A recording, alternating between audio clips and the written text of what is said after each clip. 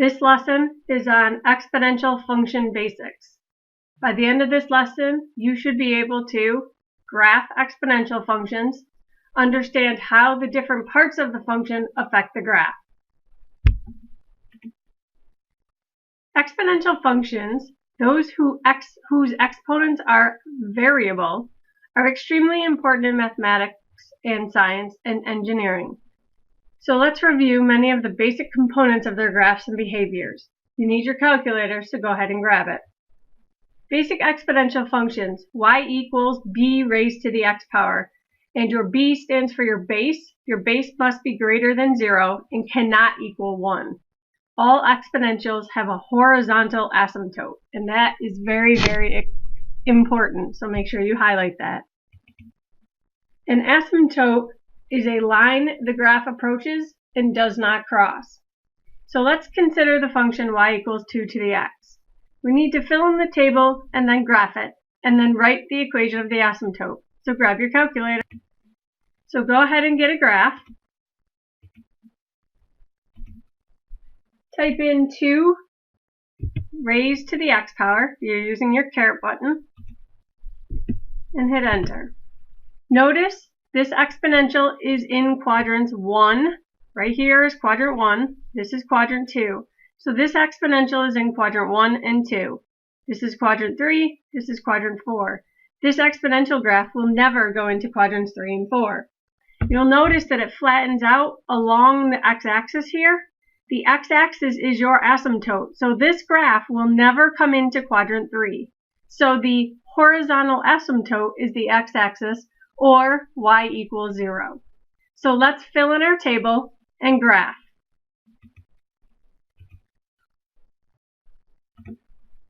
So this is what you should have, your table filled in and your graph. So your horizontal asymptote is the x-axis. And notice I made it dotted. And your equation is y equals 0, and that is your asymptote. That is the line the graph approaches and does not cross.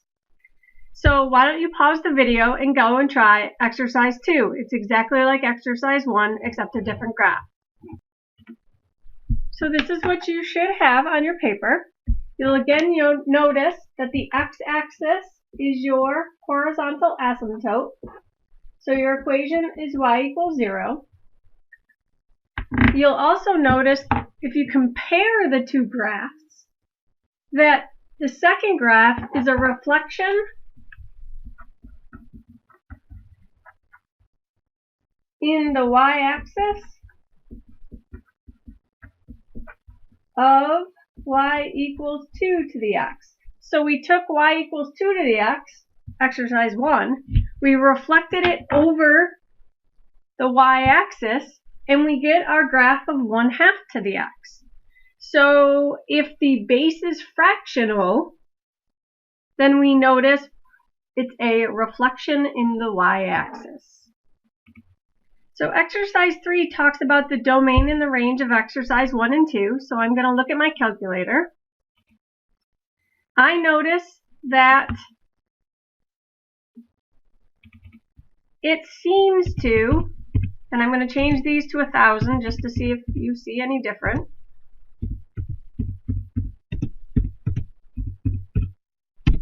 And my students know, wow, it looks like it's getting closer. It's just kind of hovering those. So maybe I'll change it back to 100 because it was getting too skinny. So we'll notice that as I go wider and wider and wider, it just hovers over the x-axis. It keeps getting closer and closer and closer to the x-axis. Is there any x value I cannot have? And the answer is no. So that means my domain is from positive infinity to negative infinity on the x-axis, because remember, domain is left and right. The range is bottom to top. Well, I know that this x-axis is an asymptote, which means the graph does not touch it. So that means the entire graph is above the x-axis, which means your range, y, The bottom of the graph is 0, but it does not equal 0, and the top of the graph is positive infinity. So our domain is negative infinity to positive infinity. You could also write a capital R for all real numbers, so either one, and my infinities look terrible. And then your range, the bottom was 0, so y is greater than 0. It does not ever equal 0 because that is your asymptote line. Are your exponential functions one-to-one? How can you tell? What does this tell you about their inverses? So the first question, are they one-to-one? Yes, they're one-to-one. How do we know they're one-to-one? Because it passes the vertical line test and the horizontal line test. We know that no x or y repeats. So that's how we know that it is one-to-one. What does this tell you about your inverses? Well, it tells you the inverse is a function. So if it is one-to-one, the original is a function, the inverse is a function. All right, pause it. See if you can graph number 5. Can you also include a table for me, please? Thank you. So I plugged it into my calculator and I got the table for 0, 1, and 2 for x. I notice it does go negative and it does go positive. And again, it's an exponential, so the domain is all real numbers. So I can plug any number I want in for x. And I notice that my answers are all going to be greater than 0. So all my y values, my range, is greater than 0. Determine the y-intercept. So at 0, my value is 7. So the y-intercept, the x value is always 0. So my y-intercept is 0, 7. Now to justify my work, I know that x is 0. So y equals 7 times 3 to the 0. Well, anything to the 0 power is 1. So 7 times 1 is 7. So that's another way to get the y-intercept, is to plug in x for 0. Does the exponential function increase or decrease? Well, if I connected maybe the 2 arrows, say, and just put my ruler there, I would notice that it is rising to the right. So it has a positive slope, so it is increasing. And explain, because it's maybe rising to the right. Or you could say positive average rate of change. Now it says create a rough sketch of this function, label the y-intercept, and I already have done that for you.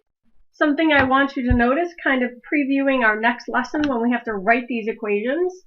Notice when my x value is 0, my y value is the a. So this is a. Y equals a times b to the x.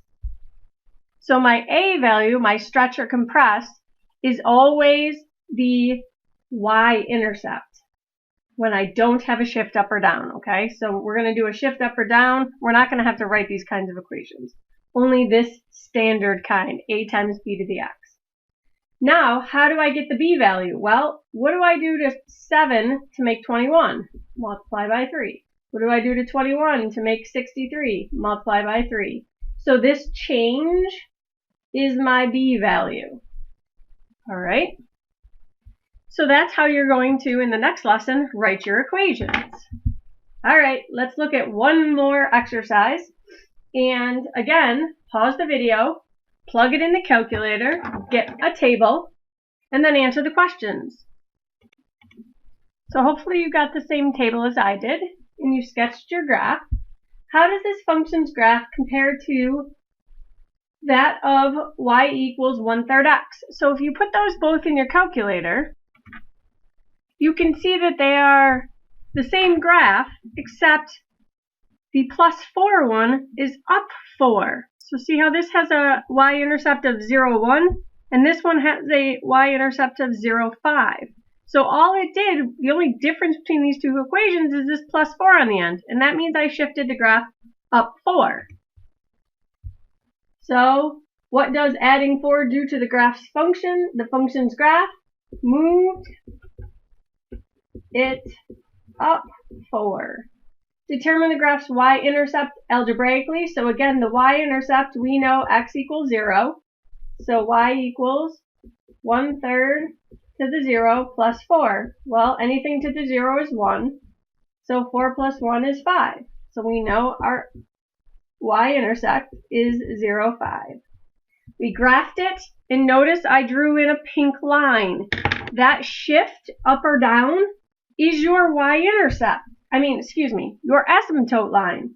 So our asymptote is this plus 4. So we know our equation of an asymptote is 4. If we looked in our table, we notice if we keep scrolling positively, eventually it just starts saying 4.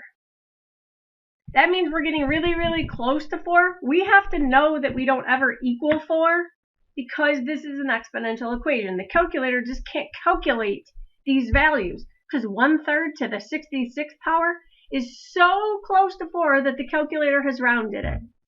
So we know the asymptote is at 4.